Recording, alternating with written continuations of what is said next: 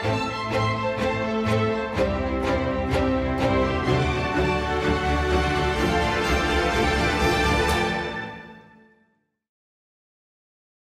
Florien, het is de laatste dag van de simulatie. Ik ga het echt missen. Vooral stappen in dit mooie gebouw. Maar er is wel echt iets wat mij verveelt en dat is al die mannen die worden geportretteerd. Si nous avions le choix, le Sénat aurait pu ressembler à ça.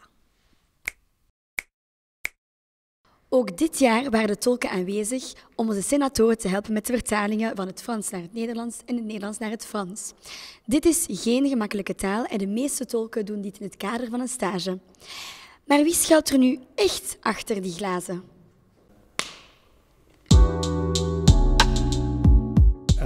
Wij hebben deze kans gekregen om hier te komen tolken voor de KU Leuven, Campus Brussel en Campus Antwerpen als een deel van een stage. Dus we doen postgraduatieconferentietolken en dit is natuurlijk een uitstekende gelegenheid om voor ons te oefenen natuurlijk. Voor ons en voor de studenten van Louvain-la-Neuve ook.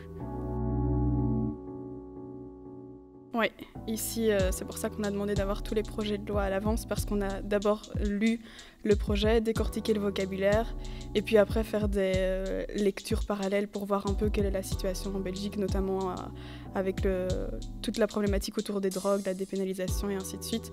Parce que plus tu as de connaissances dans le sujet, en fait, plus tu seras à l'aise pour l'interpréter et tu pourras anticiper un propos d'un orateur. Een typische dag begint met goed op tijd opstaan om zeker op tijd te vertrekken. Sommigen komen uit Antwerpen, dan moeten we zeker zien dat we op tijd zijn met de trein. Dan installeren we ons rustig in de cabine. We gaan navragen of er nog woordenlijsten zijn, of er wetsontwerpen zijn die we kunnen raadplegen. En dan kunnen we die al even voorbereiden, doorlezen op onverwachte woordenschat. En dan, wanneer de sessies beginnen, dan is het gewoon de microfoon aanzetten en ervoor gaan en hopen op het beste. Il ne faut pas perdre pied, il faut savoir que quand on interprète, on ne peut pas avoir toutes les idées, ça va trop vite, on essaye d'avoir l'essentiel et de toute façon, tant que la personne qui nous écoute a compris ce que l'orateur voulait faire passer, c'est bon, c'est ce qui compte. Ik vind het leuk omdat het een hele uitdaging is. Het is een heel complex mentaal proces. En daarnaast is het ook heel variërend. Dus de ene keer gaat het over gevangenisstraffen, de andere keer over drugs, dan weer over een federaal investeringsfonds. Dus het is heel afwisselend en je moet een beetje van alle markten thuis zijn. J'ai juste l'anglais et le néerlandais, la langue des signes vraiment les bases, comme langue étrangère. Mais bon, je parle le français. L'anglais et le néerlandais, je peux le parler aussi, mais après, ce sont des connaissances plus passives des langues étrangères. On ne nous demande pas en fait de savoir parler les langues étrangères pour interpréter, vu que c'est vers notre langue maternelle. Ça, c'est une option supplémentaire qu'on peut rajouter après, mais pas pour le moment.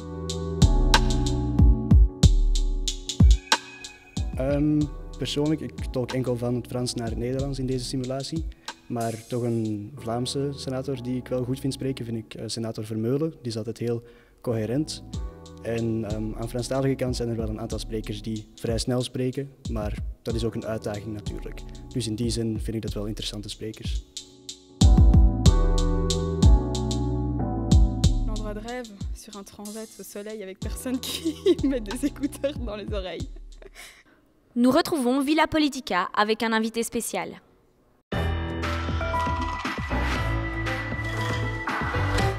Voor deze laatste dag van Villa Politica, editie Jeugdparlement Jeunesse 2019, geef ik maar al te graag het woord aan mijn Waalse collega, de bekende Alexandre de Borsu.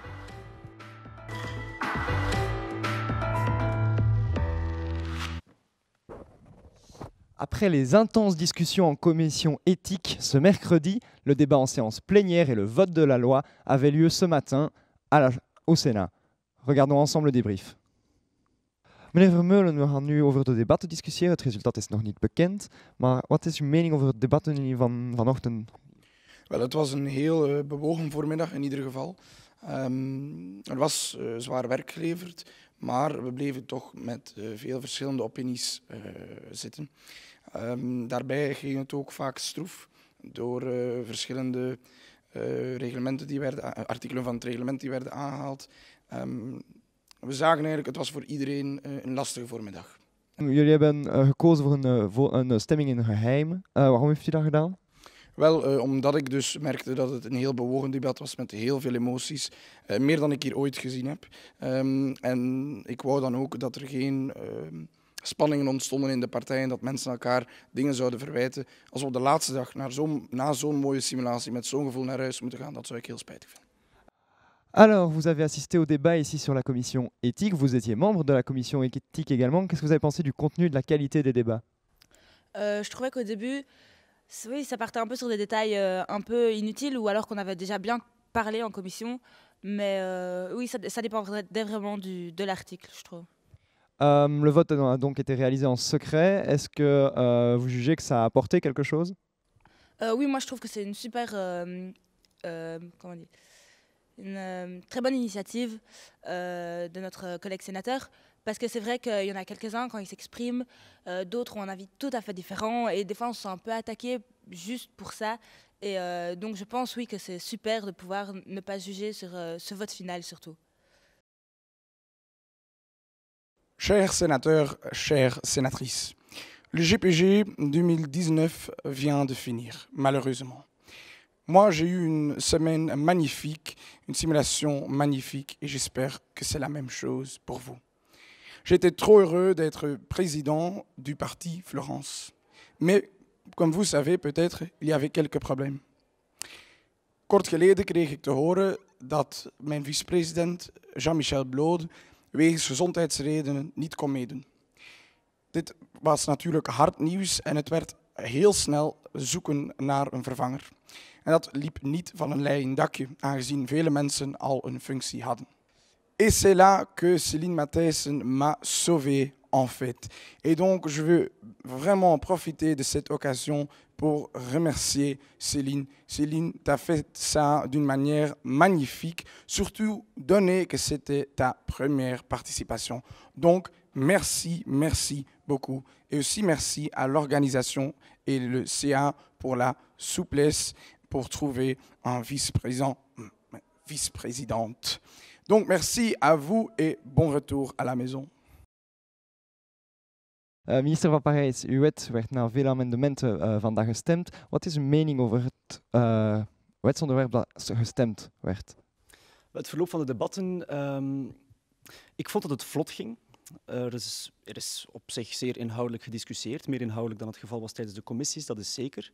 De senatoren waren bereid om de discussie aan te gaan, om de onderwerpen bespreekbaar te maken, om te kijken hoe ver we kunnen gaan in wat besproken werd.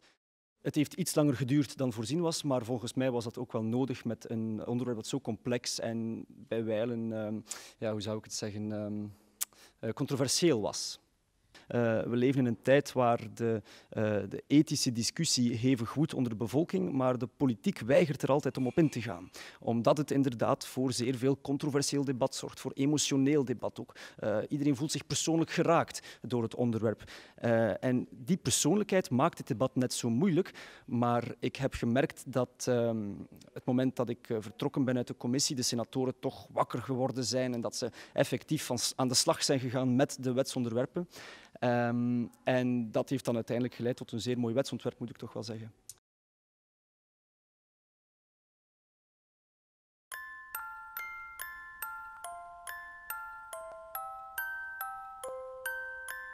Dodo, l'enfant dormira bien vite. Dodo, l'enfant dormira bientôt.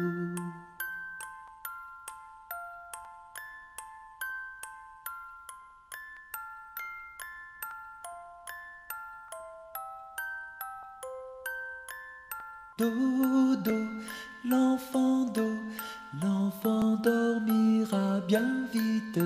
Dodo, l'enfant dormira bientôt.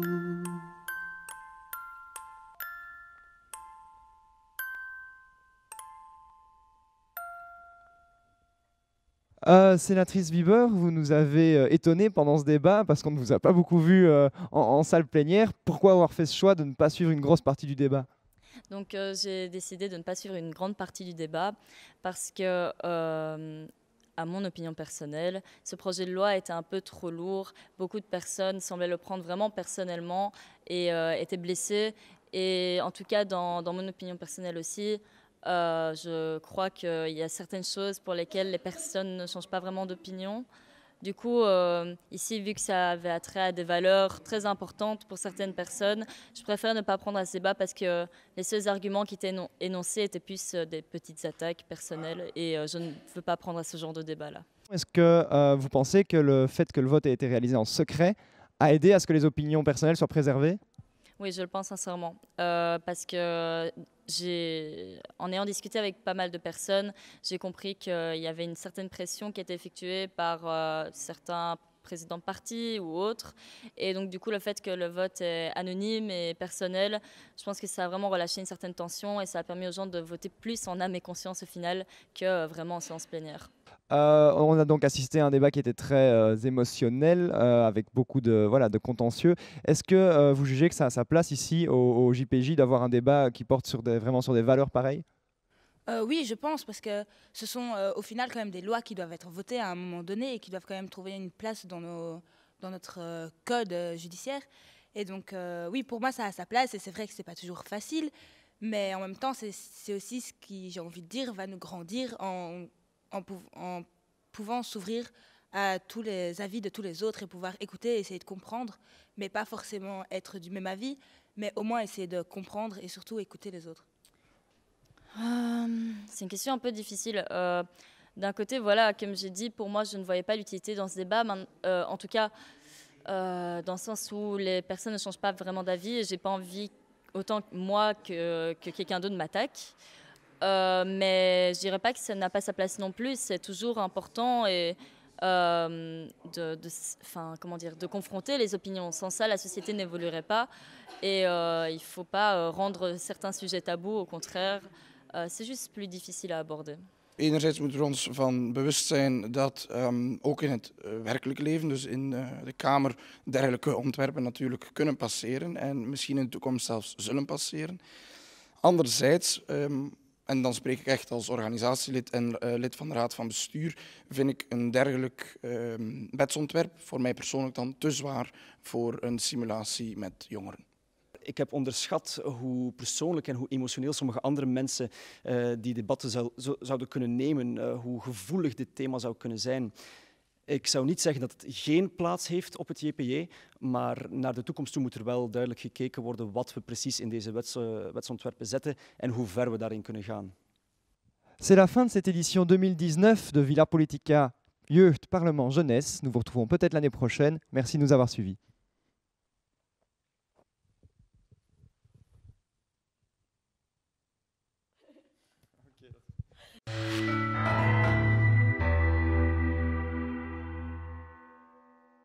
C'est un jour noir pour la démocratie. Aujourd'hui, le peuple belge ont perdu.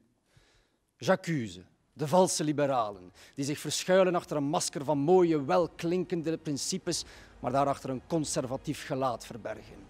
J'accuse de communisten en de extremisten van rechts die alle wetsontwerpen proberen te blokkeren en die daarna meegaan met het centrum. J'accuse de katholieke extremisten die in een poging om de hegemonie van de kerk te herstellen alleen maar kunnen meegaan in de conservatieve principes van de katholieke partij van de jaren 30. J'accuse het zogenaamde progressieve front die zich nog conservatiever opstellen dan de meest conservatieve conservatieven die in de katholieke partij rondlopen. J'accuse iedereen die weigert het debat aan te gaan. J'accuse iedereen die onze Belgische democratie saboteert door blokkagetechnieken te gaan gebruiken.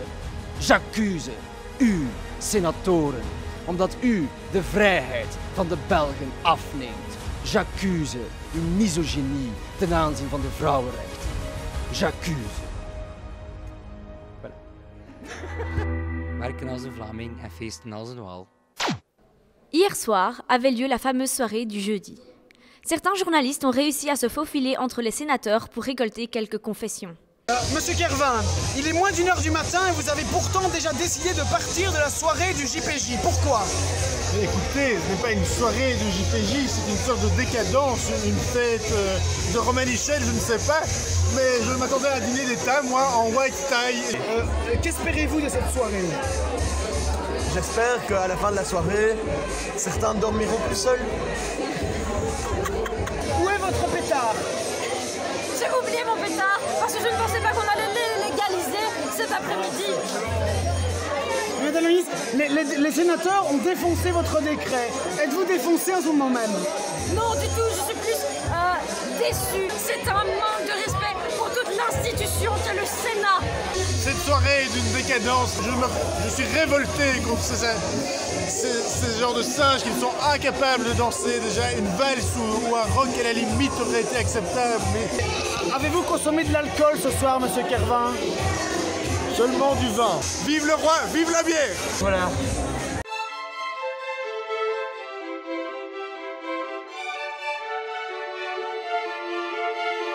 Thank you.